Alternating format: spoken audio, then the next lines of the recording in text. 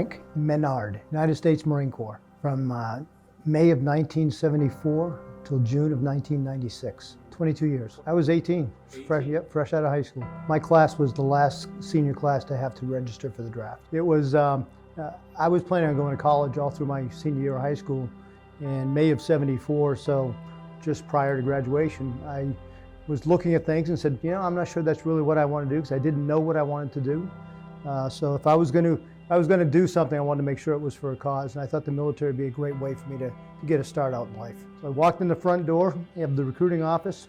The Army recruiters were all there, but they were joking and laughing, and didn't even bother to notice that I was at the door, so I just kept going down the hall. Navy office was next, and my entire family was former Navy, so I thought that'd be an interesting way to go, but they were out to lunch. In the Air Force, there was no way I was going to go in the Air Force. Not for anything negative, it just wasn't my thing. I looked up at the sign and said Marine Corps, and I said, nope, I'm all set, I'll come back later. I turned around to walk out, and I heard a creak in the floor behind me, turned around, and a gentleman by the name of Hank Kawa was standing there in front of me saying, hey, can I help you? I said, why not? I came to talk to everybody else, why not talk to you? And about 24 hours later, I was enlisting in the Marine Corps. I started out as an expert in ground field radio operations. So basically, I was an infantryman with an extra 50 pounds on my back. Yeah, the biggest thing about being a radio man was which size antenna you were going to use, a 10-foot whip or a 3-foot tape. And we all chose the 3-foot tape because the 10-foot whip was waving in the air and the enemy would be able to see where we were. First, they'd get the officer next to us, and then they'd get the comm guy. So we had about an 8-second life expectancy on the combat field. Not too comforting. Not really, but yeah, to be honest with you, I never really gave it that much thought. I actually went into the recruiting office saying I wanted to be a disc jockey. And my recruiter said, sure, I can put you in radio, no problem. So that's how it worked. And you know, I never felt any animosity against the recruiter. In fact, he and I are still very good friends. He's 75 years old, living up in Tennessee right now. When I was in high school, we were on split sessions, so it worked out perfectly for someone who wanted to work. I got out of school every day and went to work. I was doing 40, 45-hour weeks in a restaurant. So really, I wasn't part of a clique or part of sports or anything like that. I was too busy just driving and making some money. Went to Paris Island October 1st of 1974. Graduated on December 23rd. Went back home for about 2 weeks. And then I went out to ground field radio operators course out in San Diego. And then shortly after that, I was heading to Okinawa, Japan for the 3rd Marine Division. First night, I said, what the heck did I get myself into? But honestly, from a physical standpoint, I was in pretty decent shape when I went, so it didn't bother me there. I actually was raised by a disciplinarian of a father, so even the yelling and screaming didn't bother me all that much. But I think I'd be remiss if I didn't say those first couple of weeks were just a shock. You didn't expect to be yelled at every second. Whether you did something right or did something wrong, it didn't matter. You were going to get in trouble for something. But by second phase in boot camp, it was just daily routines, learning the elements of being a Marine, learning our Marine Corps history, and getting stronger and stronger and in better shape. My father served in Korea in the Navy and never really talked about it very much. Interesting, he didn't have any objections to me going in the military. However, when I came home and told him that I had enlisted, he said, well, maybe you'll see some of the same ships I did. And I said, well, I might, Dad, but I'll be in a different uniform. That's when the fun started. Yeah, he wasn't excited about me going in the Marine Corps. It took him about 15 years, and he finally said the words, I'm proud of you. I was in Okinawa, assigned to Okinawa for 18 months, but I was only on the island of Okinawa for about 3 months. I was assigned to a unit called 3rd Shore Party Battalion, and basically we set up the landing lanes for amphibious assaults. So I went out my first deployment on a ship. We call them floats. So my first float was with 2nd Battalion, 9th Marines. And on the way back from that float, which lasted about 6 months, the XO asked for volunteers, so I immediately got nervous. And what they wanted, they were shorthanded for the next float going out, which was 2nd Battalion, 4th Marines. And so I volunteered, and we grabbed the sea bag on one side of the pier, walked to the other, went back on the ship, and out I went again. So I had to extend for an extra 3 months in Okinawa. So I spent a total of 18 months at that point and headed to 29 Palms, California when I came back. Where did you serve at? I served in Okinawa, Japan. Okay. I served at 29 Palms, California with a field artillery group. And then I was assigned to recruiting duty. And Went on recruiting duty. It was supposed to be an initial 3-year tour. Okay. I did 3 years. I got out of the Marine Corps for a year, sold insurance, and decided that I was going to go back and finish up my career. They said, "What would you like to do?" I said, "I'd love to go back on recruiting duty." They thought I was crazy. And I spent the rest of my career in some way, shape, or form as a recruiter, either on the streets, in charge of a recruiting substation. Actually finished my career at Headquarters Marine Corps. Oh, okay. Yeah. So, did you ever deploy No, to a combat zone? no, So you never deployed there to a combat zone in your No. 22 years? no. What is that like? At first, I tell people I'm the luckiest Marine alive, because I actually lived through the end of Vietnam, because Vietnam was still wrapping up in '75. I could have certainly gone through the first Gulf War, the second Gulf War. There was another battle in one of the islands where all the medical schools were. I just never got the call. And interestingly, for the first Gulf War, I was on recruiting duty in Charleston, West Virginia. And I remember I had the TVs on to watch, stay on top of what was going on. And I was talking to a prospect on the phone. And at the same time, we both saw the Scud missiles going off. And we both said, "Oh, crap." And he showed up in my office the next morning to enlist. And I showed up the next afternoon at my headquarters to volunteer to go to the Gulf. Commanding officer said plain and blunt, "You're assigned to recruiting duty. Your job is behind that desk. Go do your job." Were you frustrated? Did you want to go? You know, I don't. Even when you were first in Okinawa, Okinawa's pretty close to Vietnam. Pretty close. Pretty close. You know, I don't think it would be fair to say that I wanted to go. I don't think it's fair to say that anybody wants to go. I think the beginning of my career, I was 18 years old. Hey, I didn't go. Lucky me. By the time I was in West Virginia, I was in my mid-30s. And I was kind of feeling like, well, this isn't what the Marine Corps trained me to do. I'm a good recruiter, but that's what I'm supposed to be doing. And as I said, my commanding officer was very clear. You're supposed to do what you're ordered to do. So I appreciate you wanting to go and do your job, but right now your job's down on the street. So. Okay. And so you pretty much, like you said, you stayed as a recruiter most of your entire career. 20 of my 22 years. 20 of your 22 years. Mm-hmm. I can't imagine what that's like, being a recruiter for that long. The first person that sees, like, if somebody wants to come in the military, they're going to look at you. You're like the front line person. Yeah. If you're not in tip-top polished shape, what are they going to think about the Marine Corps? Right. I'm sure that's gone through your mind every single day. Well, they did away with the draft in '74, and when they had to start filling billets in the Marine Corps by recruiting more people, the Marine Corps had to turn to sales. And so we received our training with Xerox professional selling skills. So we were trained just like the corporate sales guys selling Xerox machines or whatever else. And I think the key to my success initially was I was young. I was 21, and I was sitting at kitchen tables telling parents who were 40, 45 years old what was good for their 17-year-old kid. And I found that challenging. I remember being a recruiter walking into a high school, 21 years old, and I looked like I was 12. And some of the girls in the school would call me babyface. And I really didn't like that at that time. So one of my challenges was that I looked so young that I had to win people over just by being as honest as I possibly could be.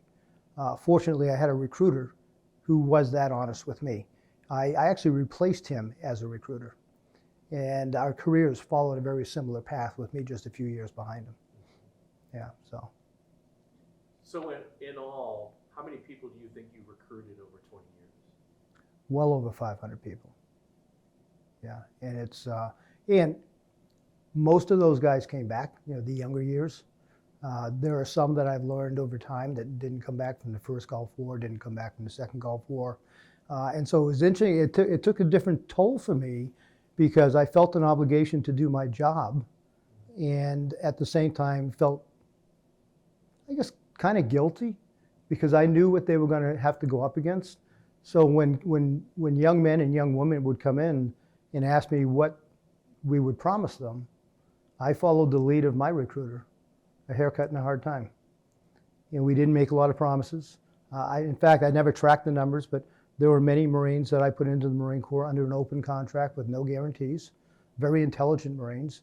And that actually turned out to their benefit, because the open contracts, if you've done well on your Armed Services Vocational Aptitude Battery, the ASVAB, then you might get selected for a job that's not even offered as a guarantee. And I had several of those stories. One of my favorite stories is a young man that I sent to boot camp who actually graduated from high school with my wife, who by the way, my wife's also a Marine. I sent her to boot camp in 1978, or 77. I married her in 78. But a gentleman by the name of Dan Lynch, he enlisted in the Marine Corps at the same time he had made application to the Naval Academy, went to boot camp, graduated, so he went through all the training, 13 weeks, came back to work with me as a recruiter assistant, departed 3 weeks later to go to his first school, and was sent right back because he had been accepted at the Naval Academy. And he's retired now. He retired as a naval commander. Sent me a picture at the last Marine Corps birthday on November 10th. He and I standing side by side in my recruiting office. He was 18, I was 22 probably at that point. I looked like I was 12. He looked like the older person. It was really a funny picture. When I came here to Florida 5 years ago, got involved in Facebook and connecting with people. And the first Facebook message I got was from a mother in West Virginia, from Lynchburg, Virginia. And she said, "Is this the same Frank Menard that was a recruiter, ... And at first I wasn't sure I wanted to answer, but I did. And she said, "You know what, Frank?" Said, "You promised me that you were going to take my boy and send back a man. And you did." I just got shivers, right? Because that's, to have that kind of an impact on someone's life. So now, we're talking from 1977 when I started recruiting until 1996 when I stopped recruiting. The number of times that I've received messages that told me the impact that I had. I never even dreamed of it. I was just doing my job. So it was, it gives me a lot of satisfaction. In fact, it's one of the reasons now that I've retired from active work. I turned 65 last Friday, and we moved here. I was coaching in real estate, and I decided, well, it's time to give back. So I still feel a little bit of that tinge of guilt that I'd sent so many people into places maybe they didn't want to go. So now I'm giving back by volunteering here at the museum. I'm also the commandant of the local Marine Corps League detachment, as well as working for an organization called Mission 22, which is an organization that fights against veteran suicide. So now I help them come in, maybe I can help them on the back end. I think folks who serve in the military and folks who don't serve in the military don't know how to communicate with each other. Civilians, for the most part, don't understand what military personnel go through, whether we're in combat or not. You have to be where you're going to be. You have to do what you're supposed to do. You lose some of the freedoms that most civilians enjoy every day of their lives. But at the same time, you learn discipline, physical fitness. You learn to take care of each other. You learn how important it is to not only be a leader, but to also respect. I think one of the things that we're missing most right now in our country is leadership and respect. And you see that every day. I think it's a picture of what had to occur to allow us to live the type of lives that we live. So when I work here at the museum, we're sitting in the room where I like to hang out. It's the Hall of Honor, and it's the Purple Heart recipients, it's the Medal of Honor recipients. Some gave a lot, but also some gave all. Everybody gave some, but some gave it all. And to me, to think that somebody would give their life, we all wrote a check payable to the United States government to include death. So I'd like to think that when people come and visit, they can respect the fact that our freedom didn't come free. It came at a cost, and at sometimes a very high cost. Well, the interesting thing is, and I experienced this when I retired, I was very lucky. My job as a recruiter in the Marine Corps taught me sales skills, taught me networking, people skills. I retired from the Marines and went into automotive sales. I stayed there for 7 years, and then I went into real estate. I'm currently a real estate broker in New Hampshire. I own my own company up there. And it's all because of the skills that I learned as a Marine. Even when I came back with all those skills, looking for a job, calling headhunters. They didn't understand what I did. And so I remember specifically, I was laughed at by one headhunter, said, "You were a recruiter, they just walked into your office." And they didn't. I would never work more hours than I did when I was on recruiting duty. 100-hour weeks were a norm. And so even if it was a Marine in communications or a soldier that was a cook, okay, they may not be in combat, but they come back, they have to reconnect with the community. And sometimes not fitting in at the same level that they did in the military. Keep in mind, at age 21, I was in charge of a storefront recruiting office with 3 other Marines working for me, a couple of $100,000 worth of equipment, 21 years old, high school graduate. You come out after a 22-year career, you've learned a lot. You just don't have that degree. I was a young sergeant. You were a young Yeah, I was a brand new sergeant. So you were an E5? Yes, correct. And, but I retired as a master sergeant E8, and when you come back, we get about 2 weeks before you get out of the service. They give you kind of a, here's what to expect type thing. And here's what to expect was not what I expected. We were told that they would bow down, the civilian world will bow down in front of you because you're a veteran, and they'll help you do whatever you need to do. And I wish that were the case. It's simply not. It's gotten better, but it's simply not. So that adjustment period, we talk about Mission 22 and veteran suicide. 22 veterans a day commit suicide in America today. Many of those never went to combat, but they served in some very, very responsible situations in their service, and they're not respected at that same level when they get out, and that's a tough adjustment for them. The camaraderie, the brotherhood, whatever you want to call it. It's you lived in a community for 4 years or 24 years or 30 years, and then you come back and it's a tough fit. I know I certainly had a rough time adjusting initially. Well, I think first and foremost, anyone who is willing to enlist in the military in any branch of service in any capacity should be respected at the highest level. I think that if I were to say anything to the people who are coming through the museum thinking about joining the military, join for the right reasons. Understand that there are consequences to the decisions that you make. And for the folks in the community that are here, support the veterans, give them an opportunity. They've gone through a lot of leadership training and a lot of management training that most people don't understand that we go through. And even though they may not have a college degree, I just spoke with one of my recruits from 1984. He retired from one job and was getting started another job, and he's hired recruiters and he's looking for the opportunity. He certainly has all the skills necessary to perform the job that he's been performing for 20 plus years. But he doesn't have a piece of paper that says he's a college graduate. And if he was given the opportunity to interview, I'm sure that he would be able to provide what that recruiter or that employer is looking for. So give the vet a chance, give them the opportunity to prove themselves and what they can do for you and your company. In your career, what was your worst day?